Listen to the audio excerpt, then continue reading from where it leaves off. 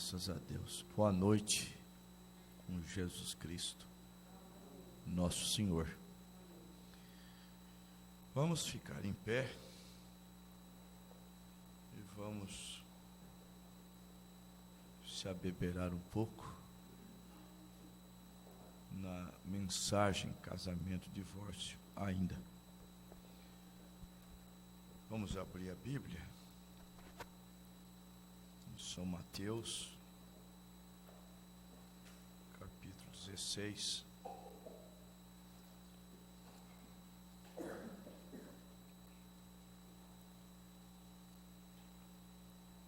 Versículo 18.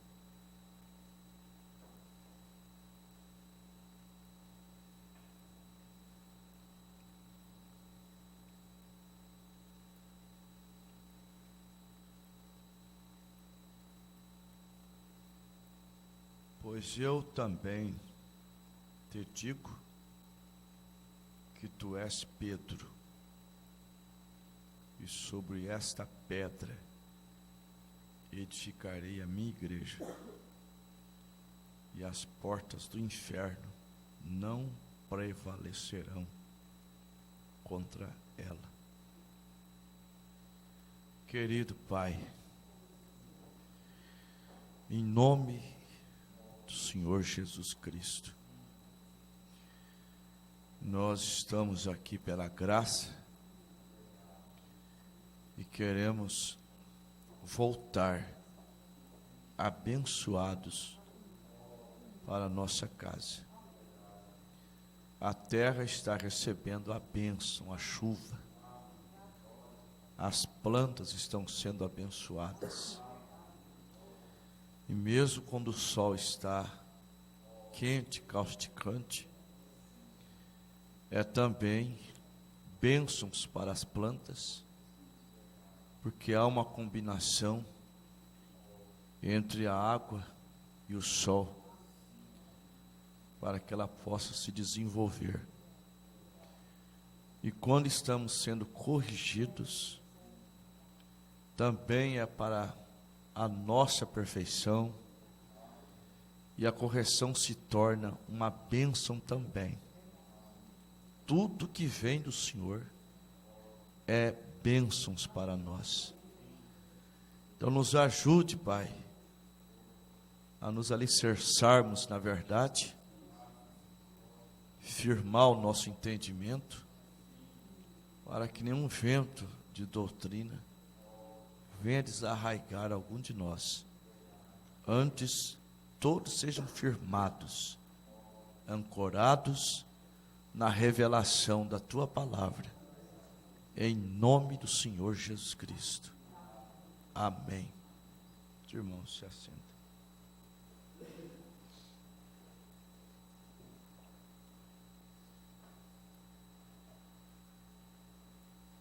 Nós vamos parágrafo 266.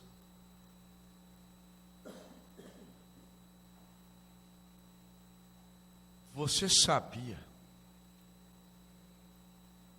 que o livro todo, a Bíblia toda, é uma revelação? Quem sabia disso? Toda a Bíblia é uma revelação. Se não fosse, irmãos, uma revelação, aí onde está o erro? Aí onde está o erro? Só poderia pregar a palavra só pessoas realmente treinadas, o que já acontece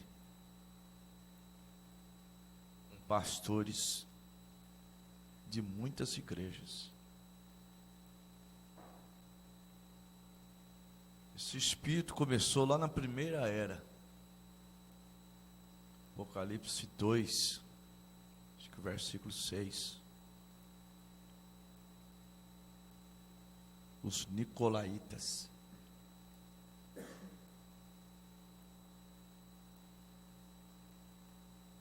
O com Pedro já não podia pregar mais para eles, porque ele era um pescador indouto. E assim por diante. Mas, vocês querem ver como necessita de revelação para entender a Bíblia? Ainda que saibam ler e até a estudem, é necessário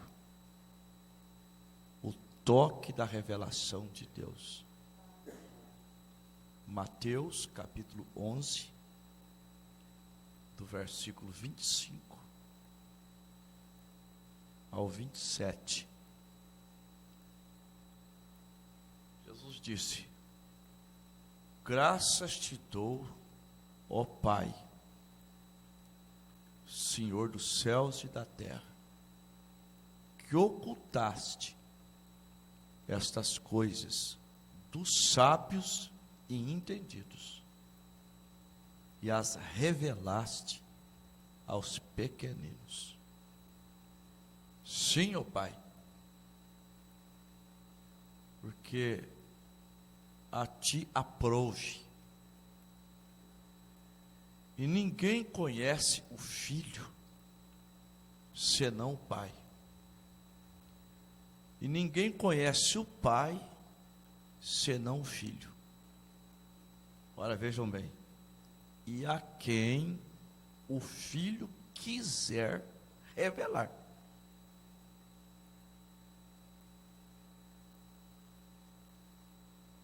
Então, é assim que você tem que conhecer a verdade entre este e o outro. É porque isto é uma revelação.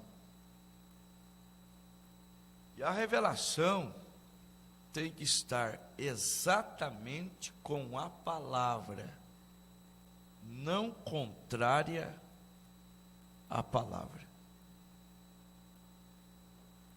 Qualquer revelação que alguém te apresentar, mesmo citando mensagens, compare-a com a palavra. O irmão Billy Paul, quando veio ao Brasil, ele disse uma coisa muito séria.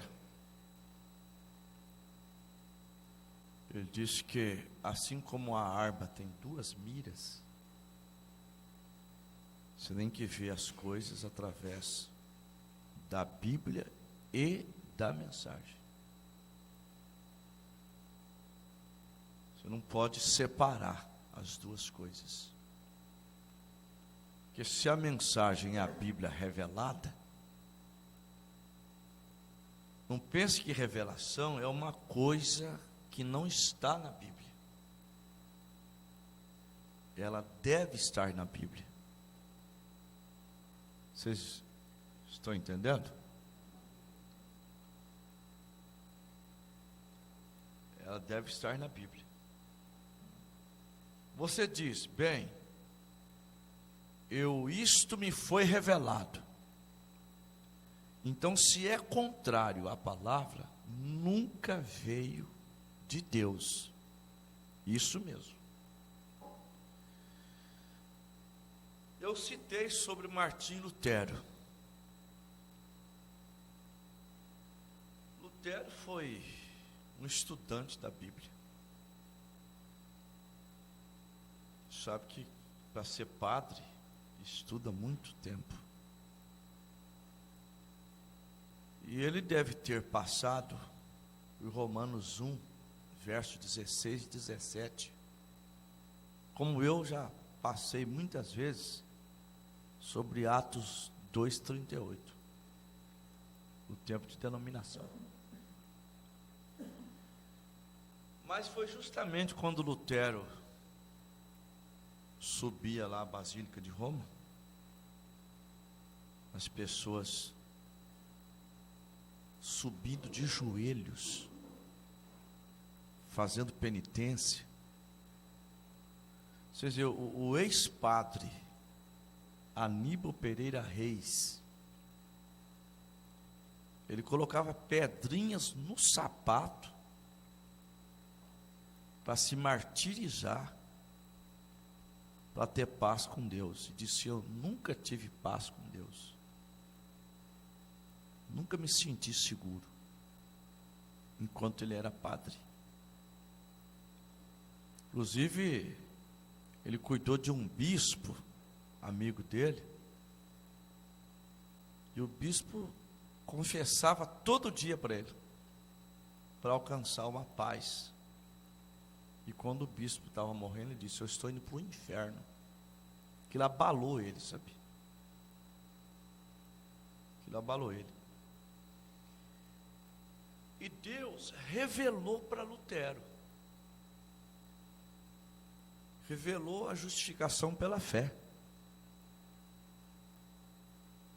E não foi lendo a Bíblia que Deus revelou. Ele não estava nem com Bíblia, mas ele já tinha lido. O Espírito Santo veio e revelou Romanos 1, versos 16 e 17. Porque não me envergonho do Evangelho de Cristo, porque é o poder de Deus para a salvação de todo aquele que crê, primeiro do judeu, depois do grego. Porque nele se descobre a justiça de Deus de fé em fé, como está escrito: o justo viverá da fé. Não é de penitência, sofrimento. Cristo já sofreu por nós. E nós não sofremos para ser salvos. Sofremos porque somos salvos. Quando você se torna um salvo, você torna inimigo do mundo, mas amigo de Deus. Quando você não era salvo, você era amigo do mundo e inimigo de Deus. Então, nós não se compatibilizamos mais com o mundo. O mundo nos aborrece. Então nós sofremos. E é um sofrimento assim, sabe? O gozo da salvação supera o nosso sofrimento. Que o gozo de ser salvo é maior.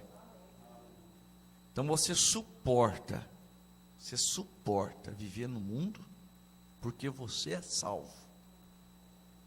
E você sabe que a glória que vai nos atingir não vai se comparar nem com a glória da terra. A primeira carta de Pedro 4, versículos 12 e 13.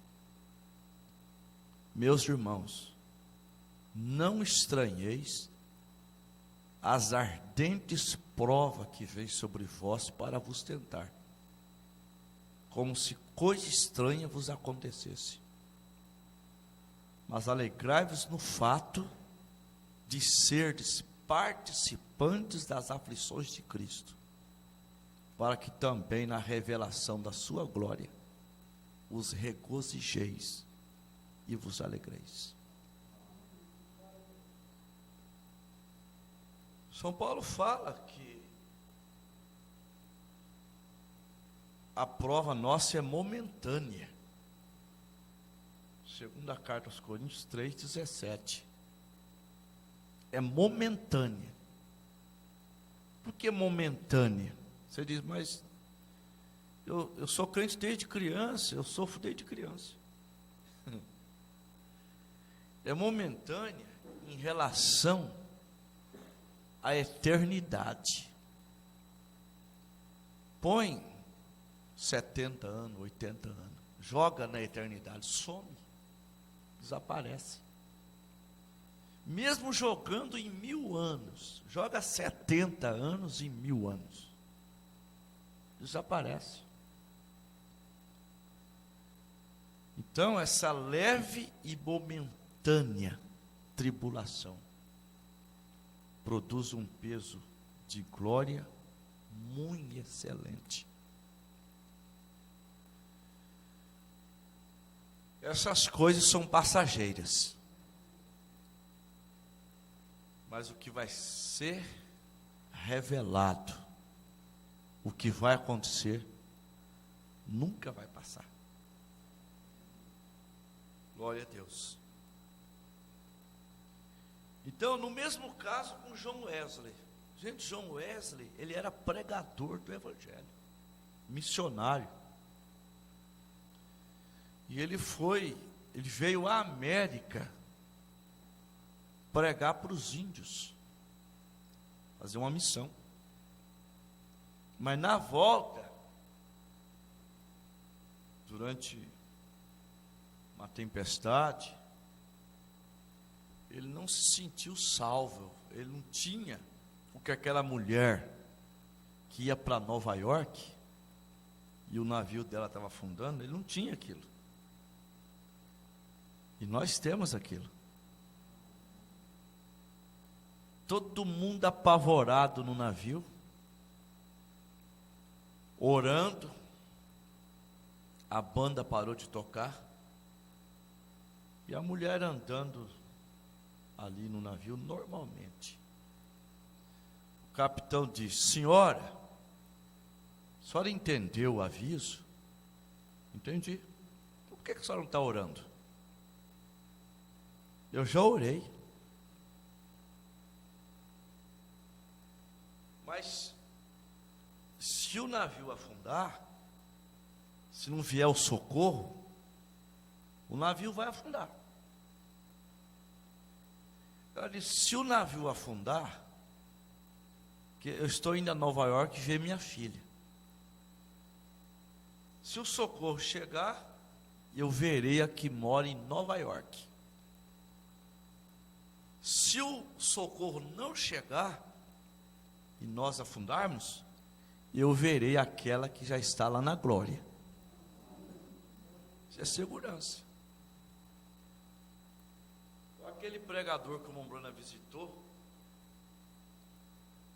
os irmãos ali no quarto cantando um hino tão fúnebre. Ele disse assim: é eu que estou morrendo, é vocês. Eu quero uma coisa mais alegre. Eu quero uma coisa mais quente. O Mombrana perguntou, me parece, para o irmão Bozuort, que faleceu, né? Amigo do profeta. Qual é o tempo melhor para você? O tempo melhor é agora. Estou indo para mais perto do meu Deus.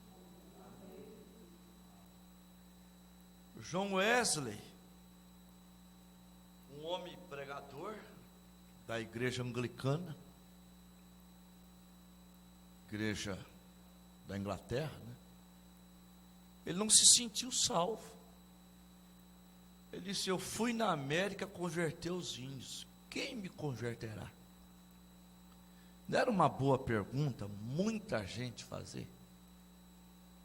Eu estou tentando converter o fulano, mas quem vai me converter? A pergunta deveria ser feita internamente. Eu estou atrás de apontar o erro dos outros. Viva apontando o erro dos outros. Eu tenho que ter alguém que aponta o meu, né?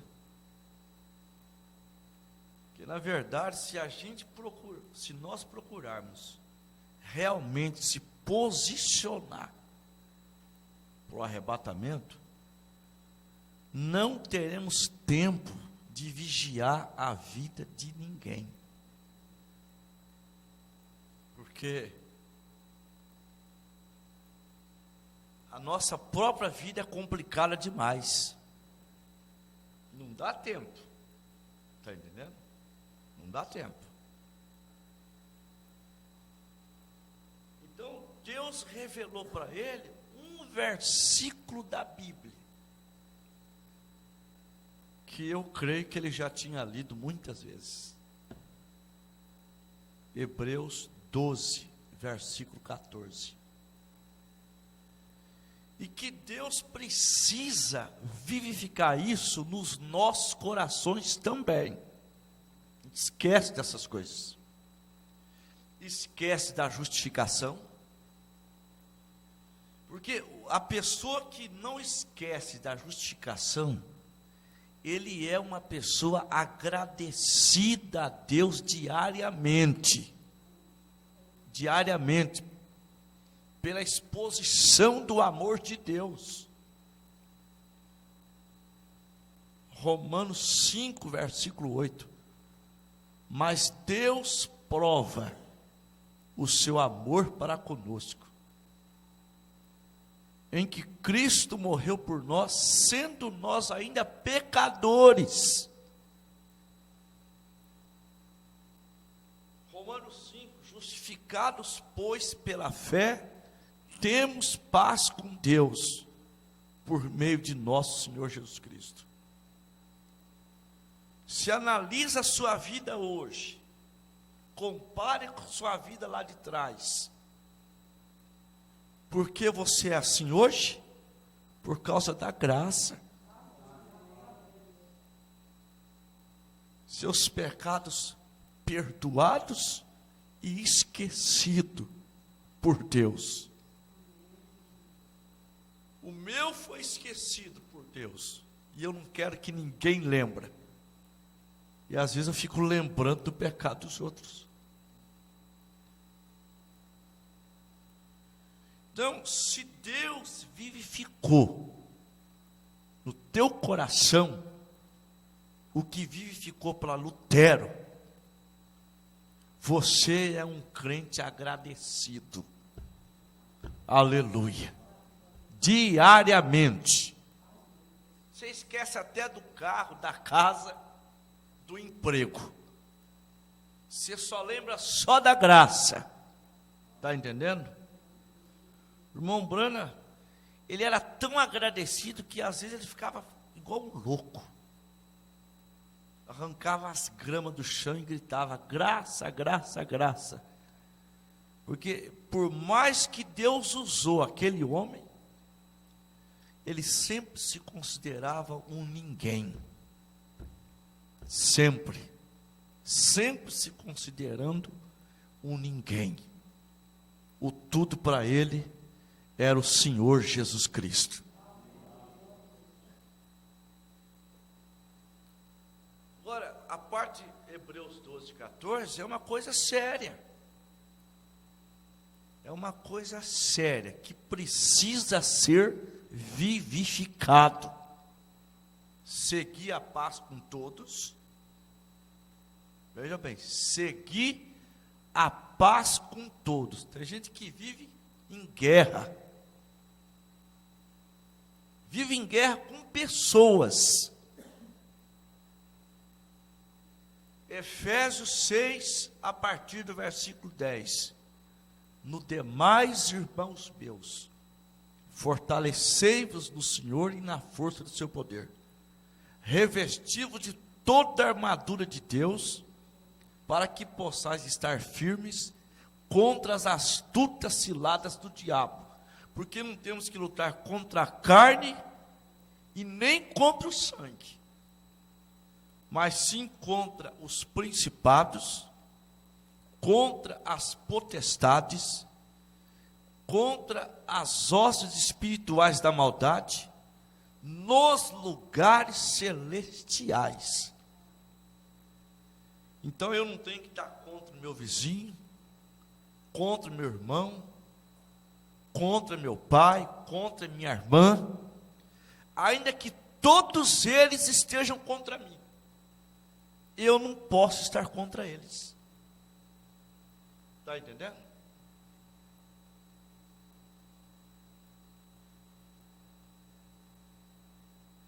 seguir a paz com todos é onde nós queremos ser entendidos, quando nunca seremos entendidos. É um absurdo o crente querer ser entendido lá no emprego, por parentes ímpios, por colegas. Ele nunca vai ser. Porque nós somos espirituais. E temos que entender os outros, por quê? Porque eu não nasci espiritual. Deus me salvou pela graça. É como alguém diz assim: eu cheguei até a falar mal de crente, mas hoje eu sei que quer ser crente. Por que falou mal de crente? Porque ele estava do outro lado. Então, se ele vem para o lado nosso, para o lado da verdade, então ele vem com dois entendimentos. Ele vem com o entendimento que ele já tinha, e vem com um novo entendimento. Só que os lá de fora só tem um entendimento. Nós somos loucos para eles.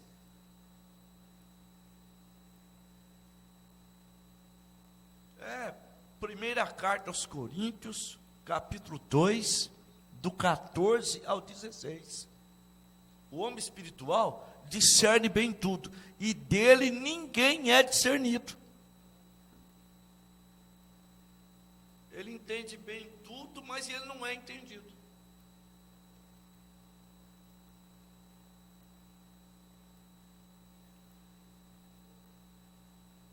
Nós temos que se posicionar ao lado da palavra. Está entendendo? Ao lado da verdade. É difícil? Não é fácil. Mas com a graça de Deus a gente consegue. Você não tem que dar dando tapinha nas costas de ímpio. Eles têm que saber em quem você crê, qual é a tua fé. Está entendendo? Mas você não pode ficar aquele coitadinho. Eu não sou entendido pela minha família. Eu sou um coitadinho. Não. Você é privilegiado. Você é privilegiado. Eles não entenderam nem a Jesus Cristo. Mas você entende Jesus e Jesus te entende. É o que importa para nós é isso. O que importa é isso aí. Tá?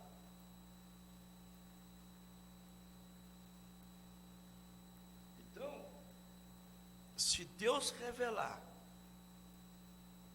essa outra parte também, a santificação, você vai se apartar da coisa errada. Porque para receber o Espírito Santo, você tem que estar separado. Santificado quer dizer separado para o serviço. Nós somos vasos, e para ser cheio da unção santa, o vaso tem que estar limpo. Limpo.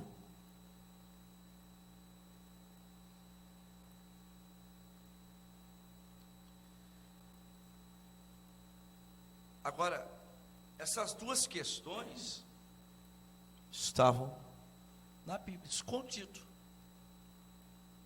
Mas está na palavra. Agora, em relação a São Mateus 16, 18, vejam bem, quando Jesus perguntou para os apóstolos, o que dizem, ou quem dizem os homens ser o Filho do Homem?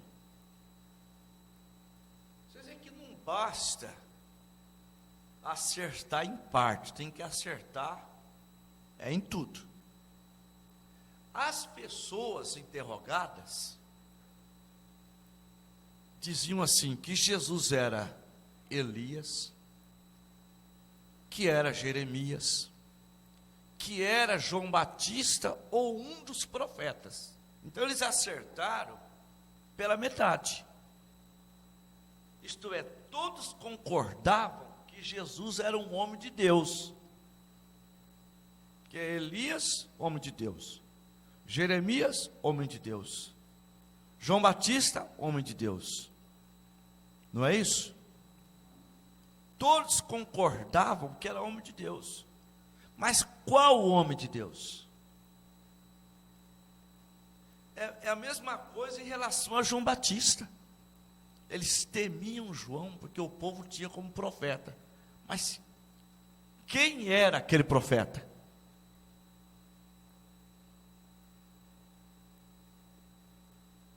Nem os apóstolos que seguiam João Batista sabiam. Jesus revelou para eles.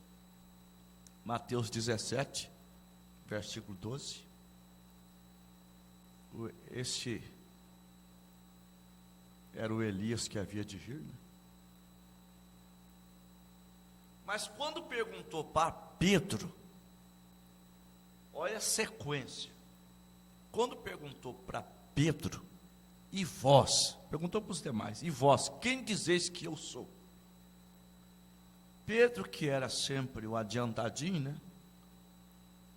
O Pedro sempre estava na dianteira, né? Tu és o Cristo, o Filho de Deus vivo. Esta revelação que Pedro falou, ela já estava na Bíblia. Está entendendo? Não era uma coisa fora da Bíblia. Pedro afirmou: tu és o Cristo. Tu és o que o Velho Testamento prometeu para nós todo esse tempo. Aí Jesus disse: não tu revelou a carne e o sangue, mas meu Pai que está no céu tu revelou. De Pedro, não foi tua inteligência que falou isso, foi teu conhecimento. Essa revelação veio do céu. Aí Jesus disse: também te digo que tu és Pedro, e sobre esta pedra, aí vem a questão, a pedra é Pedro, a pedra é Jesus Cristo. Vamos lá. A pedra aí é a revelação, aquilo que fez com que Pedro acertasse: tu és o Cristo, e sobre esta pedra edificarei a minha igreja, e as portas do inferno não prevalecerão contra ela. Parece que a Bíblia entra em contradição, ou melhor, o que o profeta disse choca com as Escrituras, mas não choca não, tá? Porque não tem Bíblia para dizer que é sobre Pedro, nem sobre o significado da palavra Pedro. A palavra Pedro quer dizer fragmento de pedra. A palavra pedra é rocha. Mas quem é a rocha? Quem é a pedra? O próprio Pedro não diz que é ele, diz que é Cristo. Atos capítulo 4, versículo 11. Ele é a pedra que vocês rejeitaram, vós os edificadores. E Pedro fala dessa mesma pedra, Paulo retificando, Efésios 2, 20. Edificados no fundamento dos apóstolos e dos profetas, de que Jesus Cristo é a principal pedra da esquina. Principal por quê? Porque todos nós somos pedra. Sabia? Todos nós somos pedras. Mas Cristo é a principal. Aleluia. Cristo é a principal. Primeira carta aos Coríntios 3:11. E ninguém pode pôr outro fundamento além daquele que já está posto, Cristo. Aí você diz, mas pastor, o senhor não disse que é sobre a revelação? Quem é Cristo? Quem é Jesus? É a palavra. Toda revelação tem que estar na palavra. E Jesus Cristo é a revelação. Ele é a revelação de Deus. Está entendendo? Então a igreja está edificada sobre Cristo, não igual aquele personagem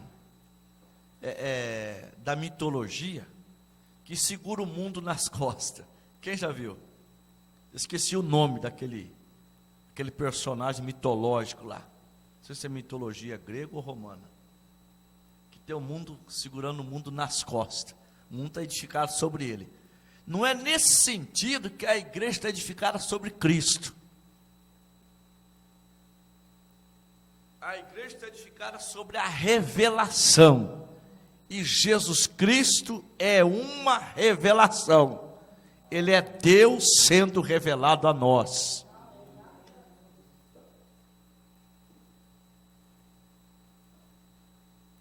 Vê que aquele R.R. Soares crê desse jeito?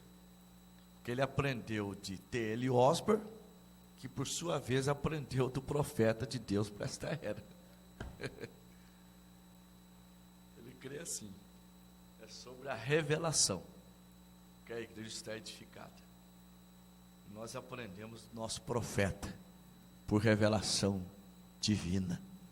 Aleluia. Glória a Deus. Então, ele continua assim, ó. Agora, se você quer tomar Mateus 16, 18, Jesus disse, ele próprio, que a igreja inteira, a sua igreja, seria edificada sobre a revelação espiritual de si mesmo, o que é a palavra. Eu te digo que tu és Pedro, não foi carne e sangue quem tu revelou, mas meu Pai que está nos céus, tu revelou isto. E sobre esta pedra, agora eu sei que os nossos amigos católicos aí, vocês dizem, ela foi edificada sobre Pedro, e Pedro, o apóstolo, deste modo, fulano de tal, num consentimento apostólico de sucessão. Os protestantes dizem, foi edificado sobre Jesus Cristo. Agora, não para ser diferente, mas tome somente o que ele disse. Ele disse, não foi carne e sangue quem tu revelou, mas meu Pai que está nos céus tu revelou. E sobre esta pedra, a revelação espiritual do que a palavra é, edificarei a minha igreja, e as portas do inferno não prevalecerão contra ela. Veja, sua esposa não será tentada com outro homem. Edificarei a minha igreja, e as portas do inferno nunca poderão abalá-la. E Abel e Caim no jardim do Éden, Caim deduziu sua própria concepção. Ele disse, agora veja, Deus é um bom Deus, Ele está sobre toda a natureza, assim eu colherei os feijões, as batatas, e eu colherei as flores, e eu lhe construirei um altar bem bonito, isto é, uma igreja. Ele se ajoelhou, ele cria em Deus, ele adorou a Deus, ergueu suas mãos e ofereceu este sacrifício. Ele fez tudo religioso que Abel fez. Abel edificou o mesmo tipo de altar, porém quando Abel trouxe o seu, ele trouxe um cordeiro. Agora, Caim pensou que, fazendo um antídoto para o pecado, que seu pai e mãe deviam ter comido fruto, como foram ensinados naquele jardim. Porém, Abel, por divina revelação, soube que foi sangue que causou isso. Por divina revelação.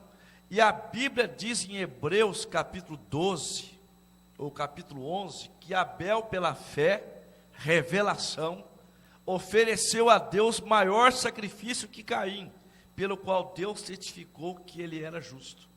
Está certo?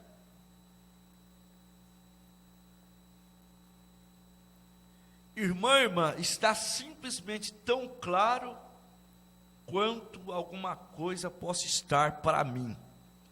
Aí está a coisa toda. Agora, sobre o casamento e divórcio, veja, tem que ser revelado. Até que seja revelado, você não conhece. Você conhece mentalmente. Está entendendo? Mas você, na verdade, não conhece. Até que seja revelado. Porém, ele prometeu nesses últimos dias, nesta era, que todo mistério oculto na Bíblia seria revelado. Quantos sabem disto? Apocalipse capítulo 10. Jesus prometeu isso, que todos esses mistérios ocultos sobre casamento e divórcio, todos esses outros mistérios que estiveram ocultos, seriam revelados no tempo do fim. Agora lembre-se, a voz disse, vá a Tucson, lembre-se da luz mística no céu, o sétimo anjo ali em pé, voltei, e a abertura dos 7 selos, observe o que aconteceu, isto é a verdade. Agora só mais um pouquinho, porém ouçam, eu sei que está chegando a hora de vocês irem comer, porém eu estou comendo bem, aleluia, glória a Deus. Tudo foi revelado nesses últimos dias, para nossa segurança. Aquilo que vai parecer tão lindo para o mundo, está entendendo? Tão bonito para o mundo. As fomes vão acabar.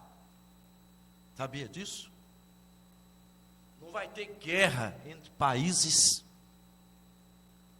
O plenipotenciário de Satanás vai dar um jeito na economia do planeta. O mundo todo vai dizer assim, isso mesmo que nós queremos. Mas o que é aquilo? Uma armadilha.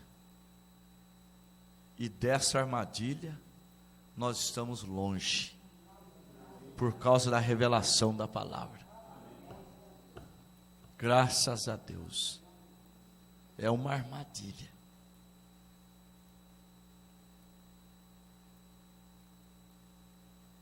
Por causa da mensagem, por causa de Elias, das revelações, nós estaremos fora desta armadilha. Esse concílio ecumênico, que vai juntar as denominações, e voltarão ao seio da igreja católica. Não que eles virarão católicos, sabe? Muita gente pensa que a denominação vai parar de existir e vai virar tudo católico. Não é isso não. É mãe e filha. As filhas não vão na casa da mãe, comemorar o aniversário da mãe, né? Fazer uma festinha de fim de semana na casa da mãe. Vai acontecer isso. Vai ter uma mesma doutrina. Que o que falta para o denominacional ser católico? Estou me lembrando do irmão Cido. O irmão Cido aceitou a mensagem. E ele tem um tio que é professor lá, né, irmão Cido? Lá da igreja católica. Aí irmão Ciro disse assim: agora eu me tornei um crente. Estou indo numa igreja aí, sabe? O tio dele disse assim: Cido, não tem mais crente não, rapaz. Estão todos igual a nós. Não existe mais crente. Ele falou: não, tem sim. É pouquinho, mas tem. Tem um pequeno rebanho aí. Lucas 12, 32. Não temais, ó pequeno rebanho, porque agradou-vos o Pai dar-vos o reino. Nós somos esse pequeno rebanho. Estamos no caminho estreito, apertado, difícil, mas há um consolo para nós. Você pode procurar no caminho largo, ele é espaçoso, mas procura lá, se você encontra Jesus lá. Você não vai achar Jesus lá, mas no caminho estreito você encontra Jesus. Você escolheu esse caminho estreito? Uma vasta porção do céu espera por você. Isso enxuga minhas lágrimas. Isso me dá energia, me fortalece espiritualmente para dar mais um passo, para pregar com mais vontade ainda. Maranata, ora vem, Senhor Jesus Cristo. Aleluia!